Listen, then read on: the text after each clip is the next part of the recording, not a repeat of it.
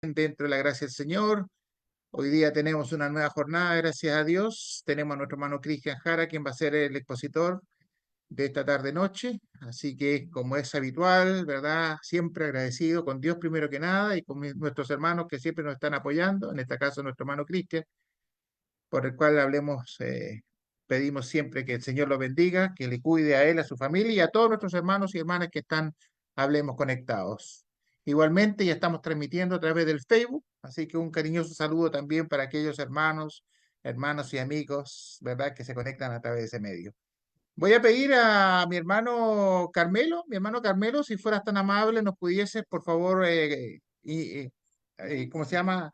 Dar inicio con una oración al Señor pidiendo básicamente su presencia, su ayuda, ¿verdad? Especialmente para el expositor y para todos aquellos hermanos que puedan estar pasando por alguna necesidad. Hermanito, por favor. Amén, hermano. Buenas noches, hermano. Vamos a orar para comenzar esta nueva enseñanza. Oremos. Bendito Padre amado, Padre eterno, Señor, primeramente te queremos dar las gracias, Señor, por darnos esta oportunidad, que por medio de esta plataforma, Señor, hoy podamos ser edificados, pidiéndote que seas con mi hermano Cristian, quien tiene ese privilegio de traer tu palabra. Úsalo conforme a tu voluntad, conforme a tu propósito, Señor, que sea el Espíritu Santo, pues recordándole toda palabra, todo lo que preparó, que sea para edificación de todos los que estamos conectados por este medio, por los que se van a conectar por el Face y por aquellos que tendrán la oportunidad de ver esta enseñanza luego. Señor, te pido por cada uno de los hermanos, Señor, en diferentes localidades. Estamos conectados, Señor, que seas tú con nosotros. Padre, tú conoces nuestros corazones, Señor, puedes saber también de nuestras necesidades, de nuestras dolencias. Nosotros sabemos que tú eres un Dios grande, poderoso, que todo lo puedes y que seas tú, Señor, pasando tu mano sanadora por los que están enfermos, Señor, según tu propósito, según tu voluntad, Señor. Te pedimos, Señor, por cada uno, Señor, de nosotros, Señor, que tengas misericordia, Señor, que nos des mucha fortaleza, que nos des esa sabiduría que viene de lo alto. Dejamos esta enseñanza, Señor, en tus manos y oramos a ti, Padre Santo, en el glorioso nombre de nuestro Señor Jesucristo. Amén. Amén, Señor. Muchas gracias, mi hermano Carmelo. Un abrazo fraternal. Y bueno, vamos a dar entonces inicio al estudio. Voy a dar pie entonces a nuestro hermano Cristian Jara. Mi hermano, por favor, adelante. Nuevamente, gracias. Dios le bendiga. Bueno, gracias, gracias hermanos. Sí, bueno, me tocó hoy día, ¿no es cierto?, el privilegio de poder estar con ustedes.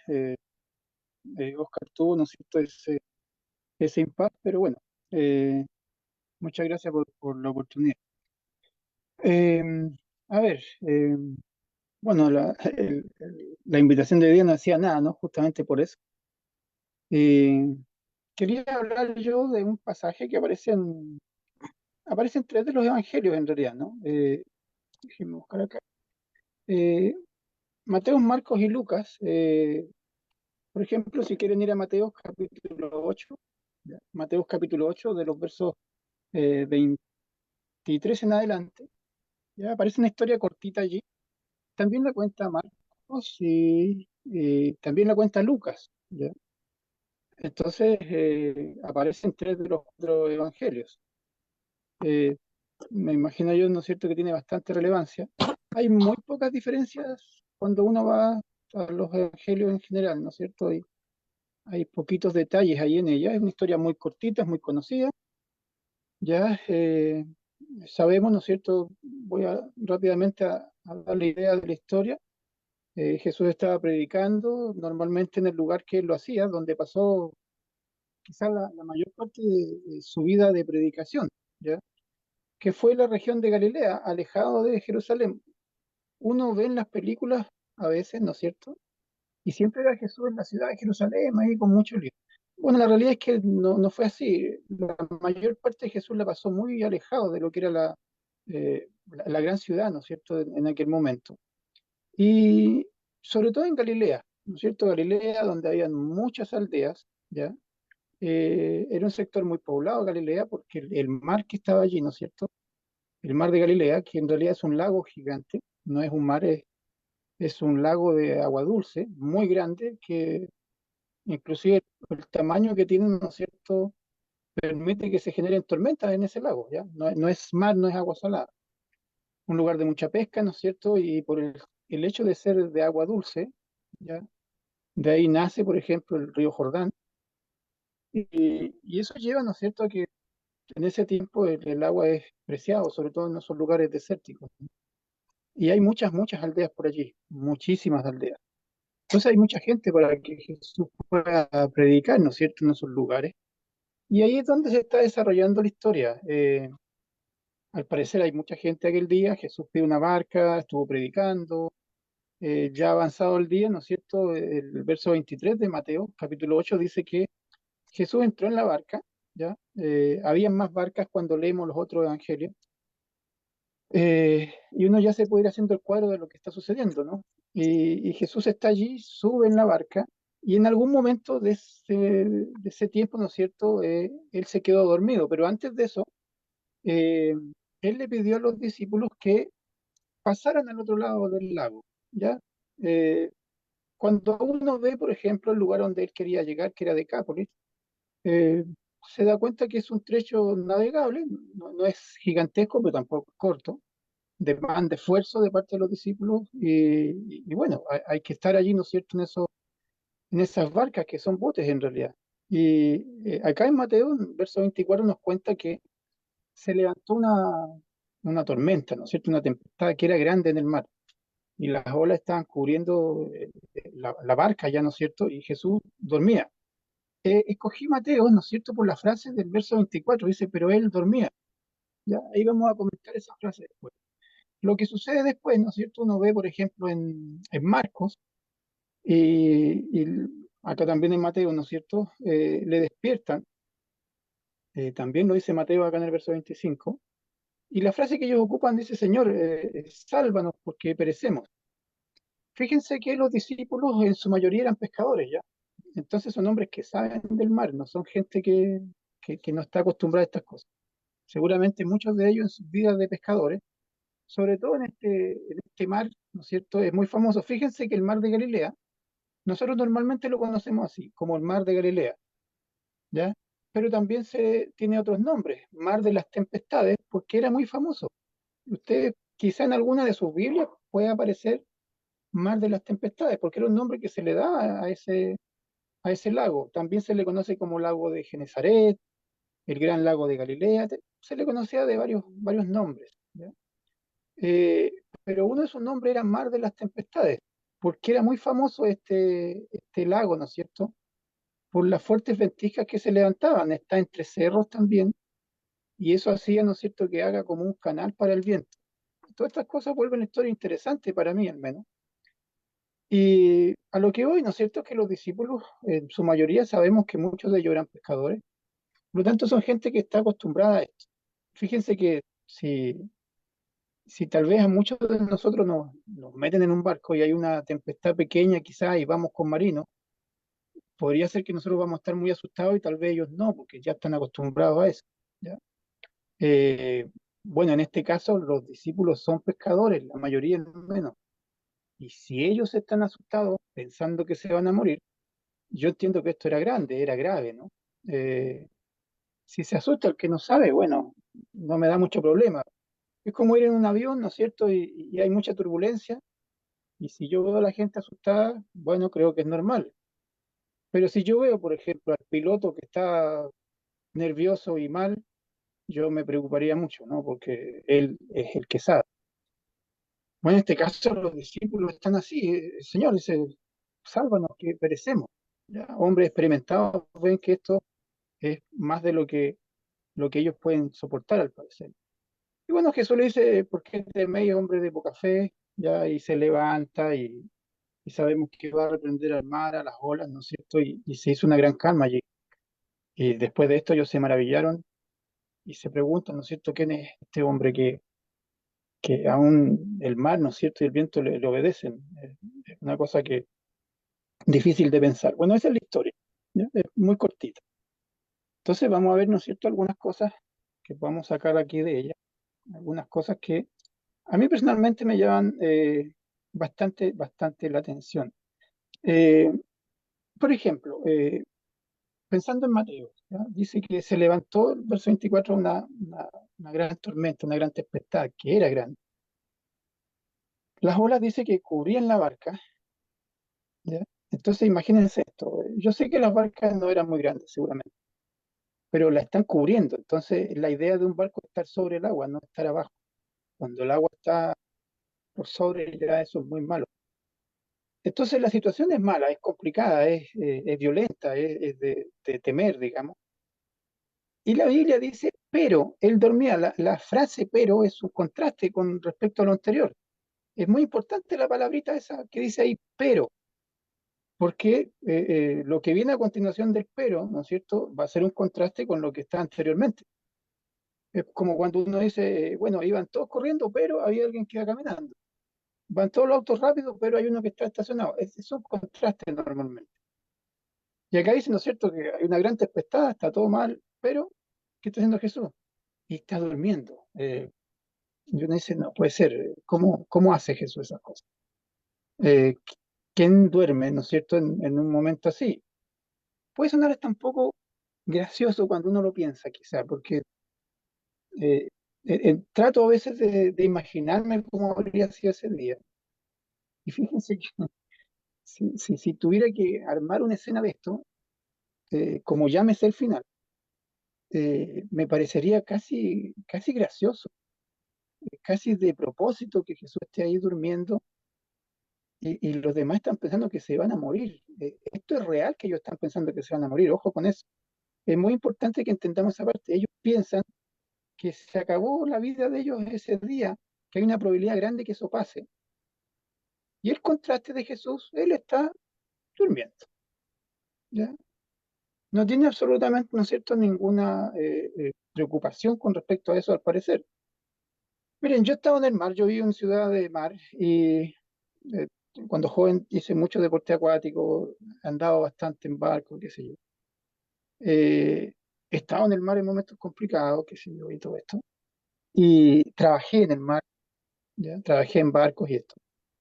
Y una cosa, por más que uno tenga mucho tiempo, miren, no es fácil dormir en el mar en una tormenta.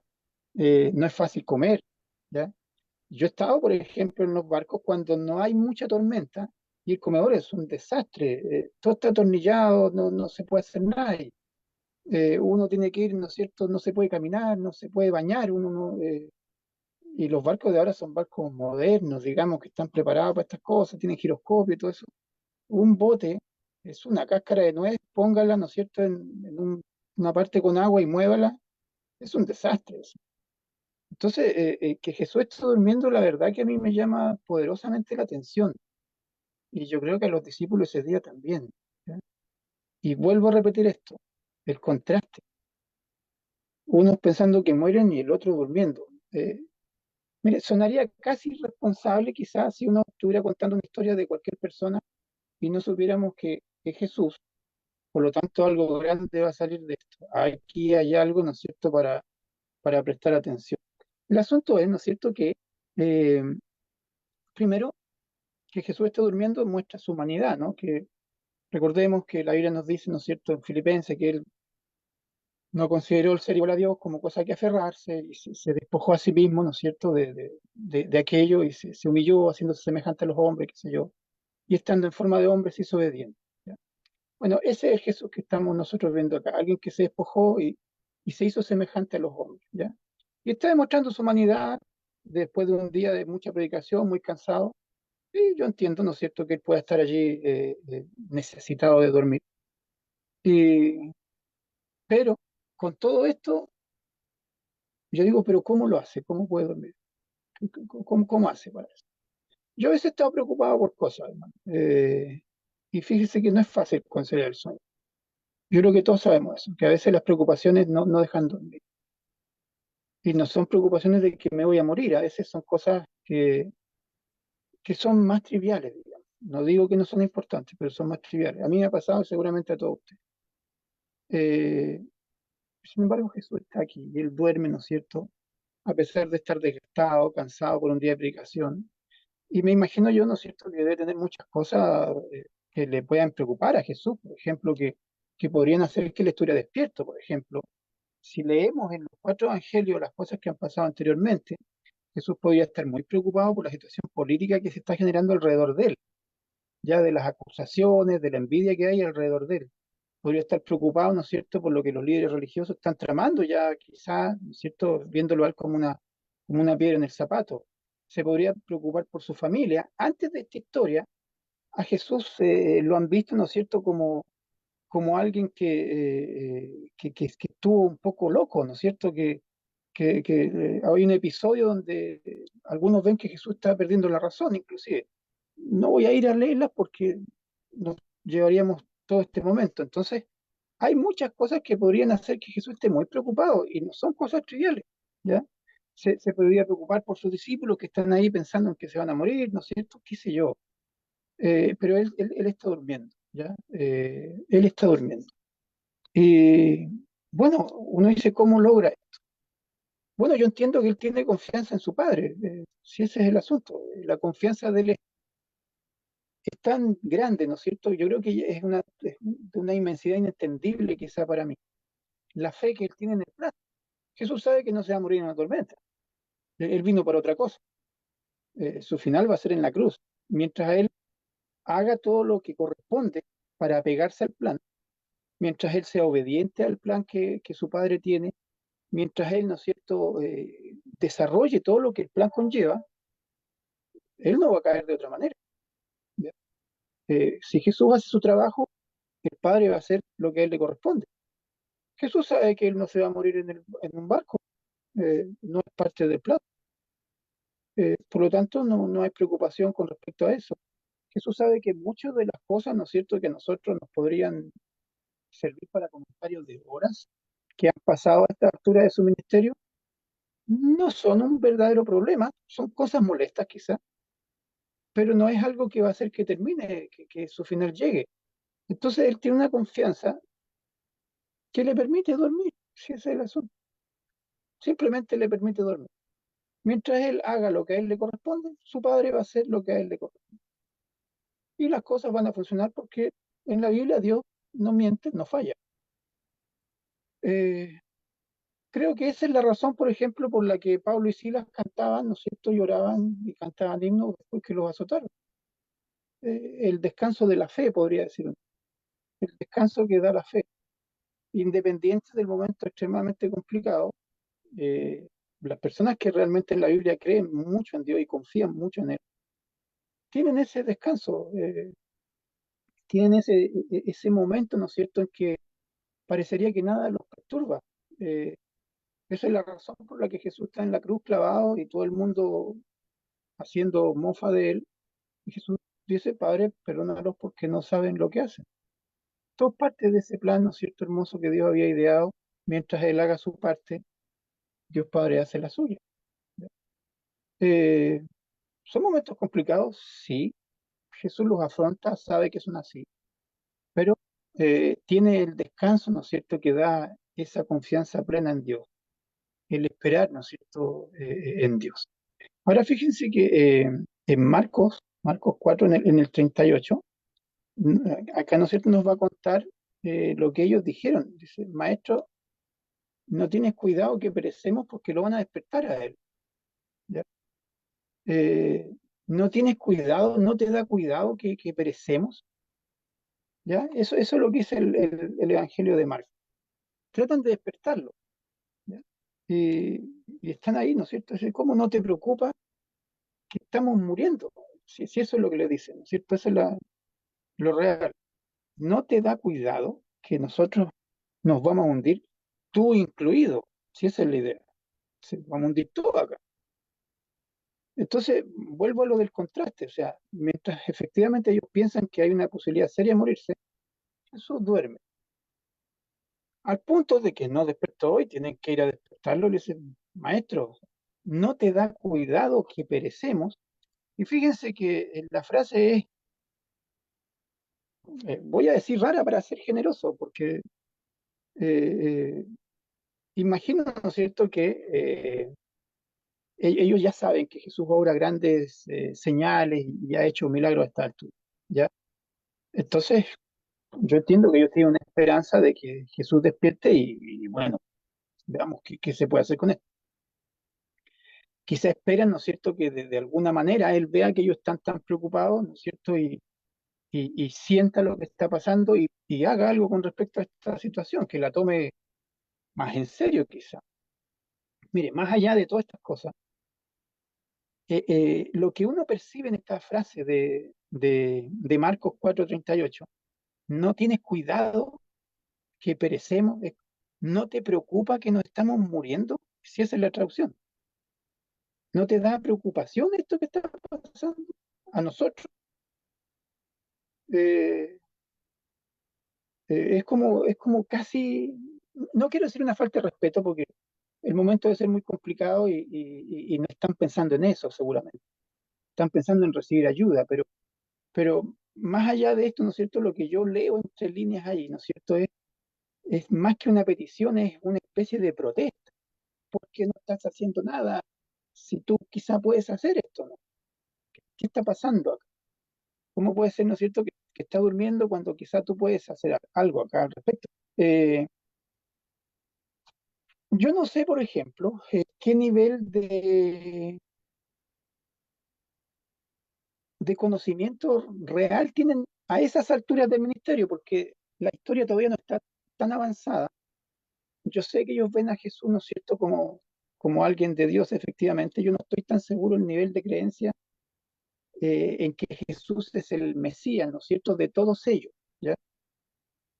Pero me hago una pregunta, o sea, a ver, nadie deja su casa, su trabajo, su familia, deja todo y lo sigue porque, no sé, porque no piensa algo realmente elevado de Jesús. Mire, nadie hace eso, ni en ese tiempo ni en este tiempo. Nadie deja todo, la familia, bienes materiales, por seguir a alguien si realmente no sospecha algo grande de él. Entonces, yo entendería que ellos sí ven en Jesús algo grande, no es un predicador normal, ya no sé qué conocimiento tienen real de que él es el Mesías, pero mínimo lo ven como un profeta, mínimo, y eso no es cualquier cosa. ¿Ya? Nadie deja todo por seguir a alguien que solo piensa que es un predicador, ese es mi punto. ¿Ya? Eh, Quizá, ¿no es cierto? Cuando Jesús le dice, ¿dónde está vuestra fe cuando despierta? ¿Dónde está? Fíjense que eh, Mateo, Marcos y Lucas, que nos cuentan esta historia, las tres personas que nos relatan estos hechos, si usted lee en los tres evangelios, se va a encontrar lo siguiente. Cuando Jesús se levanta, su primera reacción no es por la tormenta ni por el tremendo escándalo que hay. Eh, Ambos, ¿no es cierto?, cuentan que Jesús, lo primero que le llama la atención cuando él despierta es la incredulidad de los discípulos. Entonces yo entiendo que Jesús espera algo más de ellos. ¿Ya? Por eso mis sospechas de que ellos realmente están pensando en Jesús como una persona muy, muy elevada creo que no es alejada de la realidad. Y por eso pienso que ellos están pensando seriamente en que si Jesús despierta puede hacer algo ahí. Y Jesús se levanta y le dice, bueno, ¿qué pasa? ¿Qué está pasando? Y yo diría, pero ¿cómo no se da cuenta de qué está pasando? Si es evidente, nos estamos hundiendo, nos vamos a morir. Y Jesús pregunta, ¿dónde está vuestra fe? ¿Qué pasó? ¿Dónde está? Eh, y los tres evangelios nos cuentan ese punto. Jesús hace énfasis en esta historia en la incredulidad, en la falta de fe de ellos. ¿Ya? Eh, Mire, es normal para nosotros quizá que en momentos muy difíciles de la vida, a veces no reaccionamos como quizá teníamos planeado reaccionar y perdemos un poquito el control y no van bien las cosas. A veces sucede, la vida nos pone en aprietos serios y quisiéramos, ¿no es cierto? Nuestro plan antes de eso era ser un buen cristiano, soportar lo que venga y todo esto. Y cuando llegue el momento, a veces, ¿no es cierto? La vida nos aprieta tanto que sucede, ¿no es cierto? Que uno cae, ¿ya? Muestra a veces una falta de fe, muestra ciertos quiebres, muestra vacilaciones y todo. El punto es, ¿no es cierto?, que a veces eso lo vemos como algo normal, quizá, ¿no es cierto? No era lo que yo planeaba. Fíjense que es normal a la gente escuchar esto. No estoy hablando de cristianos, a la gente normal, personas en general. A veces, ¿no es cierto?, bajo mucho estrés reaccionan mal y con malas palabras, y a veces con violencia. Y fíjense que cuando se quieren disculpar, yo entendería que de corazón, normalmente dicen, si tú sabes que yo no soy así. Eh, pero uno dice, bueno, y si no eres así, ¿por qué hiciste eso entonces? Si tú sabes que yo soy una persona tranquila, entonces ¿por qué reaccionaste así? Uno se sale de su plan, ¿ya? La vida nos pone a veces en ese tipo de aprietos. Yo diría que es casi normal ver esta situación, ¿ya? Bueno, el cristiano debe tratar de prepararse para que nosotros tratemos de ser no tan normales como el resto del mundo. Esa es la idea, que cuando la vida nos apriete, eh, no nos pase eso, ¿ya? No nos pase eso. Esa es la idea de muchas veces también, ¿no es cierto?, estudiar bastante la Biblia para prepararnos para las tormentas y que no nos desesperemos tanto, quizás. Eh, a veces pasa también lo otro. Cuando alguien, ¿no es cierto?, se quiebra en demasía, otras personas son excesivamente comprensivas. Y yo no sé qué tan bueno sea eso. Uno necesita comprensión en esos momentos, sí, pero a veces se justifican actos que no se deberían justificar. Mire, yo a veces pienso en el matrimonio, ¿ya? Antes de que algunas parejas se casen y después de un par de años de casado, las personas cambian su manera de ser, reaccionan de otra forma y los matrimonios a veces se quiebran y vienen los divorcios injustificados y todas estas cosas. Y sabe que a veces pasa por exceso de ser comprensivo, muchas veces en el matrimonio. Soportarte cosas que no deberías soportar en una persona que debería amarte. Entonces a veces uno ve, por ejemplo, estas parejas jóvenes, cómo hay violencia verbal y un montón de cosas y las soportan porque están enamorados o por lo que sea. Resulta que un par de años después de matrimonio eso es un quiebre seguro. Y eso pasa por este exceso de querer ser comprensivo a veces. Y hay cosas que a veces no deberíamos tratar de comprenderlas, hermano. Eh, quizá uno puede escuchar y hasta por ahí, ¿no es cierto?, ya es una ayuda. A veces alguien que te escuche ayuda mucho, pero a veces queremos ser comprensivos nosotros. No sé cuál hermano fue que una vez predicó acá y me encantó una frase que dijo. Y él dijo que a veces nosotros queremos ser más piadosos que Dios y perdonamos cosas que no deberían dejarse pasar. Y eso me pareció muy adecuado. No recuerdo quién fue el hermano que predicó eso, pero me pareció una gran frase. Y a veces uno quiere perdonar cosas que no deberían dejarse pasar. No es hablar de no perdonar, pero hay cosas que hay que frenar. ¿Ya? Miren, por ejemplo, esto de asistir a la reunión. ¿Ya? A veces, siendo honesto, todos conocemos quizá historias, ¿no es cierto?, de personas que son buenas para fallar a la reunión. Seguramente tienen motivos, hermano. Yo no estoy criticando esa parte. ¿Ya? Pero mi trabajo no es comprender esos motivos. Mi trabajo es animarlo a que venga. Por ejemplo, si un hermano faltó, eso es un tema que él tiene con Dios. Yo no soy juez de eso. Entonces, ¿qué sucede? A veces uno dice, no, pero hermano, está bien, mire, si se entiende que no, sí, cualquiera no hubiera venido. Eso no está bien. ¿Qué tiene que hacer uno? Escuchar al hermano quizás. Y hasta ahí llega uno. Y después uno debe animar a que los hermanos estén. Nada más, ese es nuestro trabajo, animar a que estén. No ser comprensivos cuando no están, porque esa parte no nos corresponde, eso le corresponde a Dios. Dios va a ver, ¿no es cierto?, esas cosas, qué tan comprensivo es con cada uno, es un Dios justo, ¿ya? No me corresponde a mí ser comprensivo. Yo puedo escuchar al hermano, ser el hombro que se apoya y animarlo a venir, pero no comprender las faltas o a veces ir un poco más allá y justificarlas. Mire, una vez pasó lo siguiente, y preguntábamos hipotéticamente cosas, ¿no? Teníamos la costumbre de hacer estudios acá con los hermanos, y después de los estudios hacíamos un ejercicio, que era hacer preguntas contrarias, ponerlos en aprieto, en un momento, ¿no es cierto?, para tratar de sacar lecciones buenas de ellos. Entonces, poníamos ejemplos muy duros a veces. Uno decía, se murió un pariente tuyo y es domingo. Vas a la reunión, no te quedas.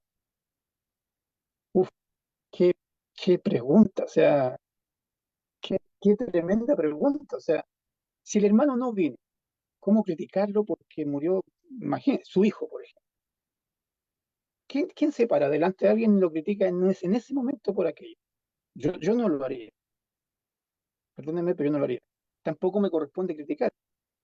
Por eso digo, a nosotros nos corresponde animar a estar, no ser excesivamente comprensivos porque no vino y tampoco armar juicios, ¿no es cierto?, con respecto a esto. Creo que nos corresponde animarlo, animar al hermano que esté siempre. Es más, no es necesario dar una respuesta con eso. Jesús contó una historia, ¿no es cierto?, en la cual él le dice a alguien, ¿no es cierto?, ven y sígueme. Y él le dice, no, pero mira, deja primero que vaya y entierra a mi pariente, que qué sé yo. Jesús le dice, deja que los muertos entierren a sus muertos, tú ven y sígueme. Ahí está la respuesta. ¿Me entiendes? Uno puede mostrar eso. El hermano no vino, hay que orar por él y animarlo a estar, nada más. Y cuando llegue, recibirlo. Y mostrarle las partes de la Biblia en que Dios nos anima a estar siempre, y eso es nuestro trabajo, pienso yo. Eso es lo que yo haría, dado el caso. Pero a veces somos excesivamente comprensivos y por cosas menores que el ejemplo que yo puse, a veces uno dice, no, hermanito, mire, está bien, se entiende por qué no pudo venir. Dios entiende. Y nos ponemos en el puesto de Dios, inclusive decimos, Dios entiende. Yo no sé si haría eso porque no puedo contestar por Dios, sobre todo con el ejemplo que Jesús me dio allí. O sea, eh, deja que los muertos entierren a sus muertos y tú ven y sígueme. Y yo después salgo con, no, mira, Dios entiende que usted no puede estar. Eh, Cuidado con eso, ¿ya? No quiero profundizar más en esa parte, pero creo que debemos ser más cuidadosos con las frases que escogemos y que mostramos de la escritura. Aunque suene majadero y sea esto un tema, ¿no es cierto?, bastante grande. Es probable que, esto es pregunta, no es una afirmación, es probable que nosotros a veces podamos ser excesivamente comprensivos ante faltas X de la hermandad, excesivamente comprensivos. Es una buena pregunta que podríamos hacer, ¿ya? Es probable que a veces somos excesivamente criticones, probablemente también tenemos que contestar esa pregunta. ¿Qué diríamos? Tratemos de mostrar, ¿no es cierto?, lo que la Biblia nos dice. Eh, la pregunta es, Jesús sigue estando allí, en un momento tremendamente complicado. Bueno, ¿y dónde está vuestra fe? Ojo, estamos hablando de que ellos piensan que se van a morir, no se olviden de ese gran detalle. Y Jesús sale, bueno, ¿y la fe de ustedes dónde está? Sí, está bien, pero es un momento de, de pérdida de vida, digamos, ¿no es cierto? Uno dice, hay quizás cierto margen para, no sé, tener cierto descontrol. No, hombres de poca fe, dice, no tienen fe. Me dice, wow, es exigente el Señor. Sí, no puedo decir otra cosa. Porque no me imagino un momento más complicado y Él exige confianza. Ahora, si ellos efectivamente piensan, ¿no es cierto?, que Jesús es el Mesías, porque dejaron todo, su familia, sus botes, muchos de ellos, sus trabajos, sus bienes materiales, dejando todo, siguieron a Jesús. Mire, si no dejaste todo tirado, familia, hijo, esposa, porque realmente pensabas que Jesús era candidato al Mesías, eres un irresponsable. Serían un grupo irresponsable. Porque no puedes dejar botada a tu esposa y tu hijo solamente porque te parece que el predicador es genial. O sea, yo entiendo que los discípulos vieron algo más en Jesús. Y por eso está bien lo que hicieron. Dejaron todo en seguir a Jesús. ¿Se justifica dejar todo para seguir a Cristo? Yo entendería que en muchos casos sí. ¿Ya? Sí. En el caso de ellos, sí.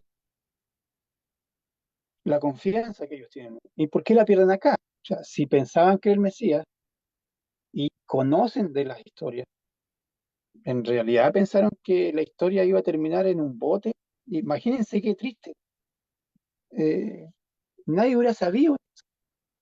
No hubieran llegado a la otra orilla, el bote se hunde, se perdieron los cuerpos. Bueno, ¿y qué pasó con Jesús el otro día y los discípulos? No puede terminar así la historia de Cristo. Entonces, si tenemos fe en Él, ¿no es cierto? Debemos saber que hay un plan que Dios Padre tiene. Mire, siendo honesto, yo no sé si exigirle eso a los apóstoles, a los discípulos en este momento. Yo vuelvo a repetir, no sé cuál es su nivel de sapiencia en el real estado de Cristo. ¿Ya? Así que esa parte yo la voy a dejar un poquito allí en el aire porque quiero darles también un poco el beneficio de la duda. El asunto es que Jesús dice, ¿dónde está vuestra fe? Todavía no contestamos esa pregunta. Entiendo que Jesús sabe dónde está. No les dice que no confían en Él necesariamente. Dice, ¿dónde está vuestra fe?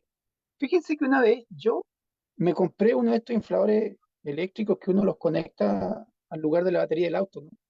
Y el neumático se infla rápido. En la carretera eso es maravilloso tener esa herramienta. Hoy día es muy práctico tener esas cosas y llevarlas en el auto. Son chiquititas, más chicos son como un zapato y te inflan el neumático en un par de minutos. Son baratísimos, al menos acá donde yo vivo, y son muy útiles. Yo compré uno ya hace muchos años atrás, cuando no abundaban, y lo tenía allí, ¿no es cierto? Y se lo presumía a algunos hermanos, mira lo que me compré. De hecho, un día salí en la carretera y llegó el momento y se bajó el aire de una rueda y el inflador lo dejé en la casa. Esto es verdad, ¿eh? No, no, no. Entonces uno dice, ¿tengo la herramienta? Sí. ¿Sé usarla? Sí. ¿Y dónde está? La dejé en la casa. Eh, Me pasó 2 veces. Me dice, bueno, ya, con eso aprendí. No, se la presté a un vecino, me olvidé, volví a salir, me volvió a pasar. Digo, tengo esta cosa y cuando la necesito, no, no me sirve. Yo sé que los apóstoles, los discípulos tienen fe, pero ¿dónde está? Ese es el gran tema para mí de acá, de esta historia. Hermano, yo sé que todos tenemos fe, todos los que estamos acá hoy día nos predispusimos a venir y queremos aprender y saber más cosas. A veces lo logramos, a veces no, a veces un predicador nos llega más, a veces el otro, la diversidad que hay entre las personas, pero vamos aprendiendo cosas. Y con respecto a la fe, yo no dudo, ¿no es cierto?, que ustedes la tengan y tampoco tengo ninguna duda que los discípulos la tenían. El problema es, ¿no es cierto?, dónde está cuando la necesitamos, cuando la vida viene y nos pone en la tormenta y nos da con todo. ¿Dónde se nos fue? Y a veces reaccionamos como no debiéramos y pasan cosas y después nos arrepentimos, nos sentimos tan mal, ¿no es cierto? Y qué sé yo. Ahora, otra cosa, cuando vemos a Dios en nuestras vidas para el futuro, ¿cómo lo vemos? Bueno, yo creo que todos nos gustaría tener a ese Dios, ¿no es cierto?, que está ahí siempre con nosotros, al ladito, y que cuando viene algo nos ayuda para no tropezar y todo este asunto. ¿Ya? No me gusta ver a Dios durmiendo. Yo me gustaría verlo siempre ahí, que está atento, por si a mí me pasa algo y me ayude, ¿no? Yo creo que a los discípulos eso es lo que querían. ¿No te da cuidado que perecemos? Porque es casi una exigencia lo que ellos le dicen. ¿No te da cuidado? Mire, es casi una frase un poquito desafiante. Sí, yo creo que sí. Entonces le están exigiendo que haga. Y a veces pasa eso en la vida de las personas en general. Le exigen al Señor. Hay una guerra. ¿Y por qué Dios no hace nada? Los incrédulos preguntan eso siempre. Y hay hambruna en África. ¿Y por qué Dios no hace nada si están nos gusta ver a Dios, ¿no es cierto?, que está parado siempre al lado, ¿ya? Y que, bueno, pasó algo y ahí está, y boom, al tiro poniendo los paños fríos para que a nosotros no el camino esté lícito, ¿no?, a la salvación. Obviamente no nos gustaría pensar, ¿no es cierto?, que llega la tormenta, me está golpeando fuerte, aguanto un poco y esto se está pasando de la raya un poquitito, ya no puedo soportar y la ayuda no llega y yo oro mucho, hermano, ¿y qué pasa? Y no llega la ayuda, ¿y qué sucede? ¿Qué estoy haciendo mal? Bueno, a veces quizás nuestra fe tiene que ser probada, sí, sí, eso es la realidad también de estas cosas. Y cuando llega esta pregunta, ¿no es cierto? Bueno, ¿dónde está mi fe? Porque para eso yo quiero estudiar la Biblia, ¿no es cierto? Para que cuando lleguen estos momentos terribles, bueno, yo tenga de dónde aferrarme fuerte. La respuesta a veces no es tan maravillosa. Aquí Jesús, ¿no es cierto?, se paró y bueno, frenó la tormenta porque no podía seguir. No sé si siempre va a ser solucionar el problema completo, porque hay un montón de historias que tengo de candidatas en la Biblia donde esto no pasa, donde la respuesta era otra cosa, muy impensada por lo demás.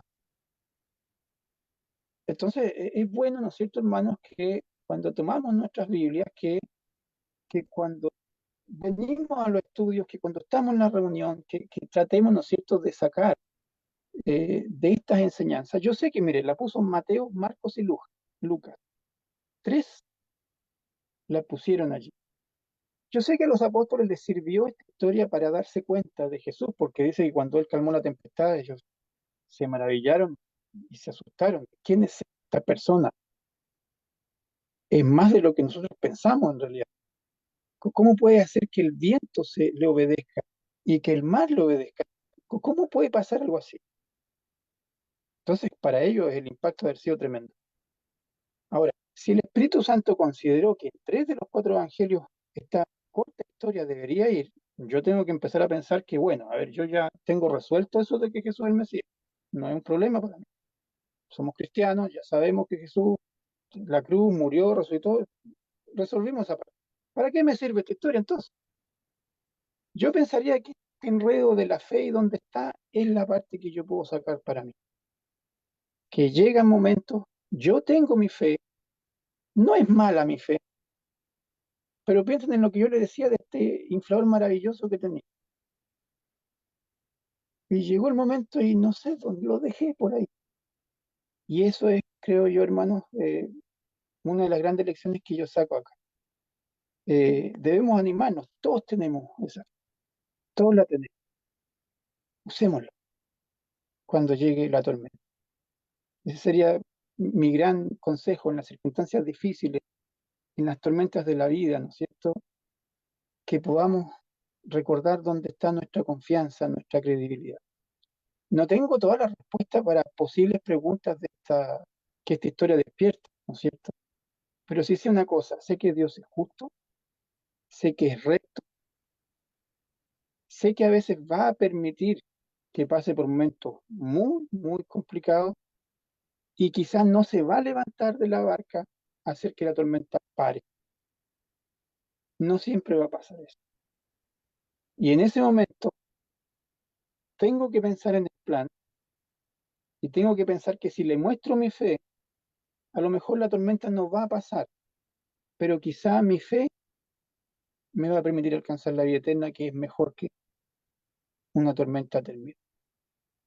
Entonces, esa es también mi invitación a que podamos sobrellevar más las tormentas, apoyarnos en los hermanos. Y después una reflexión, quizá a no ser excesivamente comprensivos cuando algunos hermanos pierden el control en la tormenta. Animarlos a sacar la fe y no ser excesivamente comprensivos por el hecho de que la dejaron escondida quizá en su casa por un ratito. ¿Ya? Hermano, le agradezco la oportunidad que me dieron esta tarde, le agradezco por su atención y que el Señor les bendiga. Todo lo contrario, mi hermano, muchas gracias a ti por el consejo, la reflexión. Mira, uno cuando lee los evangelios y dice estas historias, uno empieza a preguntarse tantas cosas, ¿no? Pero la calma de Dios, de repente, ¿verdad? Es una tremenda lección para también los hijos de Dios, ¿no? Y el Señor sin duda nos prueba siempre a ver si somos los mismos antes de la tormenta, durante la tormenta y después de la tormenta, ¿no? Y eso es de alguna manera lo que esta reflexión nos tiene que llevar a tener en cuenta, porque el cristiano va a estar siempre expuesto, siempre vamos a estar expuestos a estas situaciones. Y el Señor, bueno, también muchas veces uno cree que el Señor es tremendamente comprensivo, como tú bien decías. Y la historia bíblica, cuando uno la estudia, hablemos a conciencia, vamos a ver un Dios que sí es comprensivo, pero también pone límites, ¿no? Pone límites a las situaciones como también los padres ponemos límites a nuestros hijos. Nosotros podemos ser comprensivos con nuestros hijos, pero también hay límites. Entonces, ¿hasta dónde podemos llegar? Es lo mismo que nuestro Padre Celestial, ¿hasta dónde puede ser el comprensivo?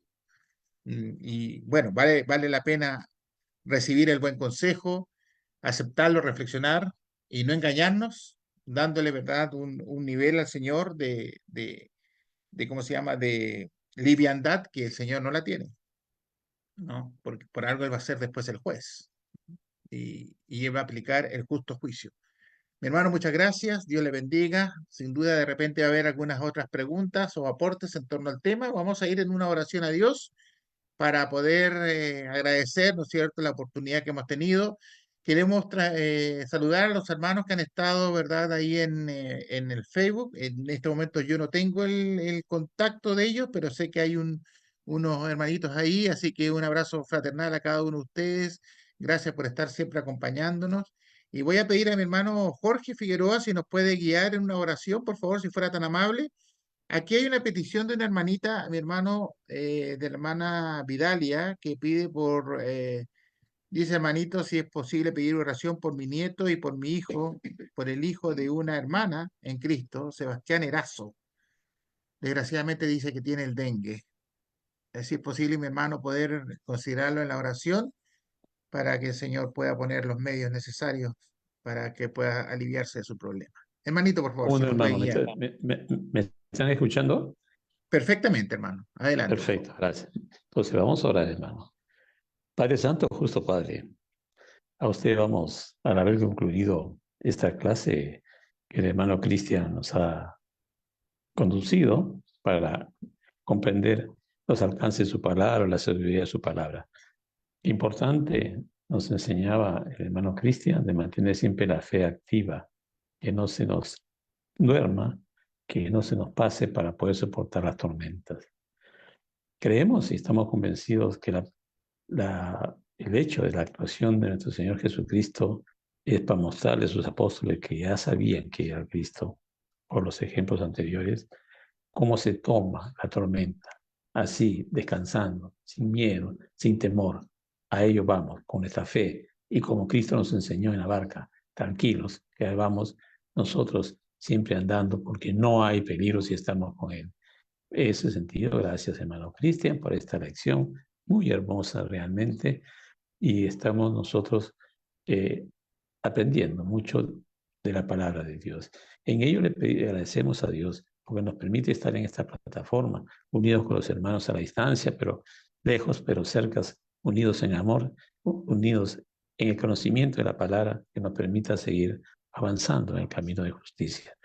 Permítanos orar por por el nieto de la hermana Vidalia, que se encuentra un poco mal de salud, de igual manera el hijo de la hermana Sebastián, el hijo de hermano Sebastián, quien también tiene problemas aparentemente de dengue. Padre mío, sea su voluntad, usted intervenga. Su providencia divina permita que la medicina, que los médicos lleguen a su alcance, ellos puedan recuperar la salud para estar tranquilos y en paz siempre, y puedan andar siempre buscando lo que no están, el camino de justicia a través de los que son ya hermanos y de los que no lo son todavía, puedan aferrarse a los hermanos que oran por ellos para que puedan tener siempre su voluntad y su sanidad. Permítame orar, Padre, por aquellos hermanos que están en su lucha en varias iglesias. Conocemos nosotros que en varias iglesias que están haciendo algunas liberalidades, tenemos hermanos que están en la lucha, oramos por ellos, para que siempre prevalezca su palabra, su santa doctrina, y puedan ellos enderezar el camino de justicia de estas iglesias. Gracias le damos, Padre, por ello. Gracias le damos por permitirnos seguir avanzando en la edificación, y le damos gracias en nombre de nuestro Salvador, nuestro Señor Jesucristo. Amén. Amén, Señor. Muchas gracias, mi hermano Jorge, por la oración. Siempre estamos pendientes por nuestros hermanitos, ¿verdad? Sus familias que puedan estar pasando por algún problema para poder pedir al Señor de su misericordia. Bueno, hermano, no sé si hay alguna consulta, alguna aporte en torno a lo expuesto por nuestro hermano Cristian esta noche. Con gusto, hablemos, le podemos escuchar. Siempre es enriquecedor poder escuchar también los comentarios de ustedes en torno al tema. Soy todo oídos, solamente me hace una señal y abre su micrófono, por favor. ¿Sí? ¿Algo que decir? ¿Algo que reflexionar? Mi hermana Dori no se puede quedar en silencio, pues ahí la veo yo. Ah, así que abra Hermano nomás su Oscar. micrófono. Ah, hermano Jorge, también. Sí, bueno, un poco ampliar lo que expresé en la oración. Hermano Cristian, yo creo que además de lo que usted nos ha enseñado, cómo mantener la fe, no olvidar nuestra fe, con el ejemplo que usted nos dio, que le sucedió a usted, siempre estar vigilantes de ir avanzando y creciendo en nuestra fe. Pero creo que una de las lecciones que puede sacar en de este ejemplo que se sale de la Biblia, de la barca que está en tormenta, en el mar, es también cómo Cristo nos enseñó a tomar los problemas, cómo Cristo nos enseñó la tormenta. Mire, Cristo ya les había dicho a ellos con toda seguridad, porque si no carecería de sentido por qué seguían a Cristo, si no habían conocido. No, si Cristo ya les había hablado de los problemas, Cristo ya les había hablado de lo que venía. Entonces, cuando Cristo se despierta y lo ve a ellos acongojados, temerosos, pregunta dónde está su fe. Obvio, lo habían perdido. Pero el ejemplo aquí es cómo tomar la fe, como Cristo nos enseñó en la barca, con tranquilidad, con paciencia, conociendo hacia dónde vamos y que Dios está con nosotros. Así tomemos nosotros nuestros problemas cuando estemos en tribulaciones, pero con mucha fe. Y que la fe nunca la dejemos, siempre delante de nosotros. Gracias, hermano Cristian, por ello. Gracias, hermanito Jorge, por el excelente comentario. Ahora sí, mi hermanita Doris, adelante, por favor. Buenas noches, hermanito Oscar. Muchas gracias por darme este espacio. Sí, quiero felicitarle al hermano Cristian, por su meditación. Muy buena la Santa Palabra. Siempre nos deja bastante para aprender, para recordar. Y sí, muy buena el estudio que nos ha traído el hermano Cristian. Que Dios lo bendiga. Muchas gracias, hermano Cristian. Un abrazo y bendiciones. Feliz noche. Gracias, mi hermanita. Aquí me llegó un mensajito de mi hermana Betsy que me menciona a los hermanos y amigos que han estado ahí en el Facebook, la hermana Rubiela Cortés, Rigo López, Hernán Castellano, Joel Alana y Alicia Zamora. A cada uno también un abrazo fraternal, Dios les bendiga, ¿verdad? Y gracias también por estar acompañándonos a través del otro medio. La hermana Marisa manda un amén de Figueroa, muchas gracias, mi hermana. Mi hermana Vidalia, muchas gracias por el mensaje y por la oración a Dios. Dios los bendiga y hasta mañana. La hermana Luz, amén. Gracias, hermano Cristian. Bueno el mensaje. Gracias a Dios por su santa palabra. Bendiciones para todos mis hermanos, familia espiritual. Y gracias también. También se sumó el hermano Richard Rosson, Seila Soto, Isabel Ramos y Oscar Rodríguez ahí en plataforma Facebook. Así que una bonita asistencia a cada uno. Hablemos de mis hermanos, ya sea por este medio, el Zoom o por el Facebook. Hablemos siempre agradeciendo a Dios primero que nada, a nuestros hermanos que nos acompañan y a cada uno de ustedes también. No sé si hay algún otro comentario, mis hermanos, alguna pregunta en torno al tema antes de irnos a descansar para aquellos que están de noche. Quedó bastante claro la meditación, ¿verdad? La reflexión, ahora depende de cada uno de nosotros, ¿no es cierto? Sacarle partido a lo escuchado y lo aprendido esta noche. Pues bien, mis hermanos, muchas gracias a cada uno de ustedes. Dios les bendiga grandemente. Cuídense, ¿verdad? Y si Dios así lo permite, mañana estaremos nuevamente en contacto a través de este medio. Una feliz noche, una feliz tarde. Gracias, mi hermano Cristian. Un abrazo, saludos a la familia y saludos a todos y cada uno de mis hermanos que están aquí en plataforma. Gracias, hermana Betsy, también por su aporte. Gracias a todos. Buenas Amén, noches. hermanito. Buenas Hasta noches, mañana. hermano. Buenas tardes, buenas noches. Hasta Dios luego. los bendiga a Adiós. todos. Que Cuídense. estén bien.